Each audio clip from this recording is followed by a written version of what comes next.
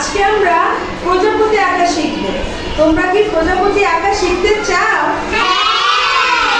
আজকে আমরা দুইটা থ্রির মাধ্যমে খুব সহজেই প্রজাপতি আঁকা শিখব। তাহলে চলো শুরু করা যাক, ঠিক আছে?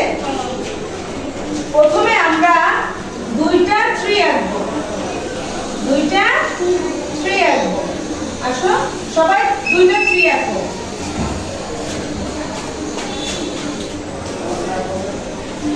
এঁকেছো?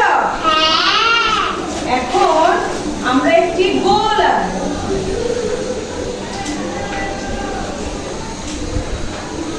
এঁকেছো গোল? তারপর এভাবে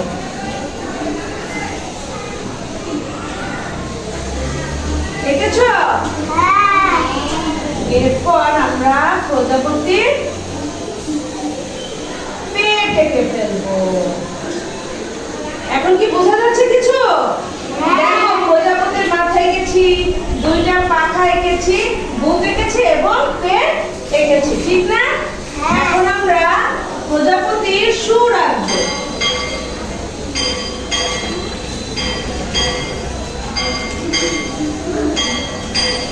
এঁকেছো সুর? এখন প্রজাপতির চোখ আঁকবো।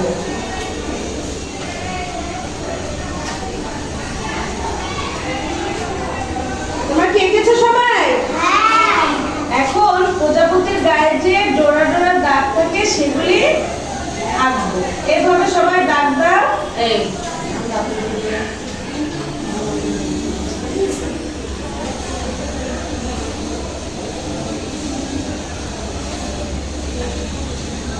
দিয়েছো সবাই?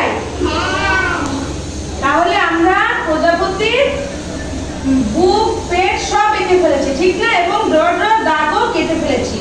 এখন আমরা প্রজাপতির পাখায় যে বিভিন্ন নকশা থাকে সেই নকশাগুলি আঁকবো। এভাবে ঢেউ ঢেউ করে দাও।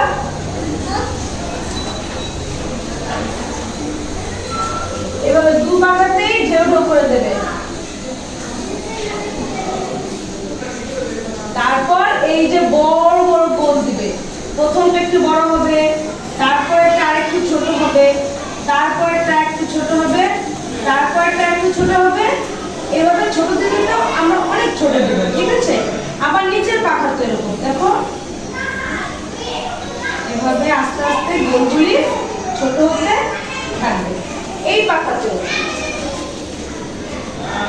প্রথমে বড় গোল দিব, তারপর আস্তে আস্তে গোলগুলি ছোট হতে শুরু করবে, ঠিক আছে?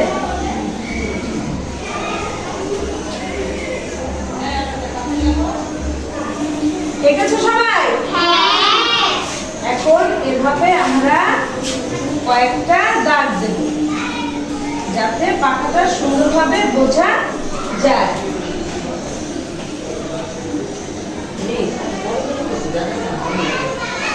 এঁকেছো?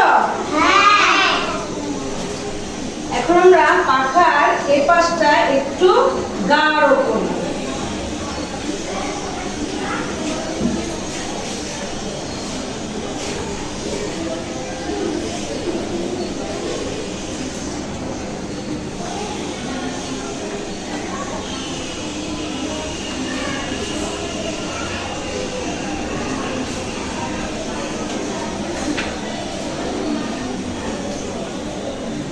করেছো?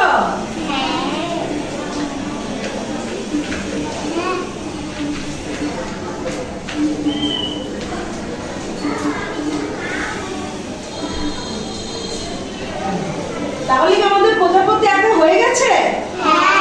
খুব সুন্দর হয়েছে না প্রজাপতিটা? তোমরা কি এভাবে আঁকতে পারবে এখন থেকে?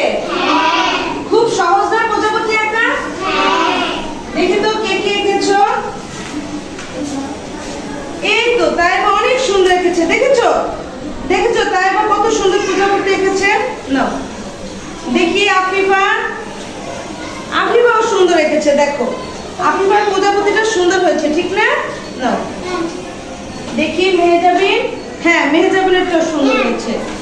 হ্যাঁ, রিকেটটাও অনেক সুন্দর হয়েছে। হ্যাঁ, তোমারটা অনেক সুন্দর হয়েছে। তাহলে তোমরা সবাই প্রজাপতি শিখে গেছো, ঠিক না? কালকে আমাকে এই প্রজাপতির আঁকা দেখাবে এবং রং করে দেখাবে, ঠিক আছে?